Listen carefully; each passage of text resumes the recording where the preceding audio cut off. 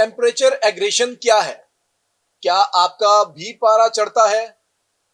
जी बिल्कुल, मैं इसी जून की गर्मी की बात कर रहा हूं। कभी ऐसा हुआ कि जून के महीने में आपको अचानक से कभी गुस्सा आ गया हो, या आपने कभी अपने प्यारे से लड़ाई झगड़ा या उसे डांट दिया हो और बाद में आपको शर्मिंदगी का सामना करना पड़ा हो? अगर वाकई ऐसा हुआ है तो बिल्कुल भी सारा कसूर आपका नहीं है, क्योंकि आपके साथ साथ आपके सर के ऊपर पड़ती हुई तेज धूप और जून की तपिश, ये आपको आपके मूड स्विंग्स करती है, आपके कंट्रोल कम करती है।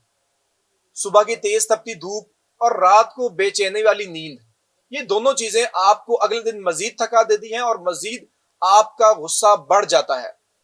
और अक्सर कोई प्यारा आपके पास आता है तो आप उससे लड़ पड़ते हैं, और अक्सर ऐसा भी होता है कि छोटी छोटी बात पर घर में बहस या लड़ाई हो जाती है। तो इसे ही टेम्परेचर एग्रेशन कहते हैं। तो आइए जानते हैं आज की इस वीडियो में टेम्परेचर एग्रेशन थ्योरी क्या है। नफ्सात के माहिरीन का यही कहना है कि जैसे जैसे आपके बाहर का टेम्परेचर बढ़ता है, वैसे वैसे अंदर का सब्र का मादा कम होता जाता है।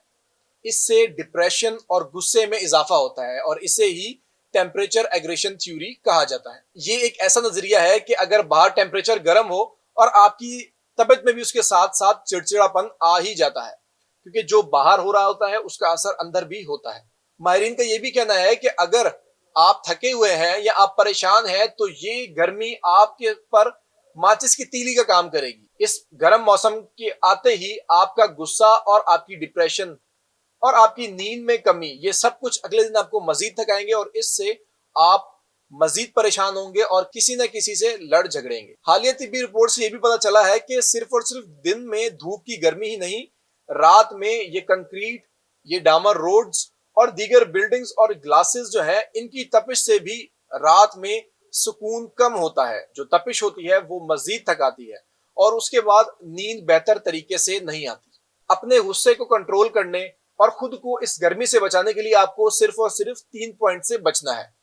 उसमें सबसे पहला तो ये कि आपको अपने साथ पानी की बोतल रखनी है ताकि आप पानी पी सकें और आपके जिस्म में मॉइस्चर बाकी रहे, डिहाइड्रेट ना हो। दूसरा ये कि अगर आपको जब गुस्सा आने लगे तो खामोशी इख्तियार करें, थोड़ी देर खामोश हो, गहरी सांसें ले और आपको काफी बेहतरी महसूस होगी। और साथ ही साथ अपनी जगह भी चेंज करें, किसी ठंडे, नेचुरल और पुरसुकून जगह में जाके बैठे ताकि आपका गुस्सा कंट्रोल हो। गर्मी रिश्तों में झगड़ों की वजह नहीं होती।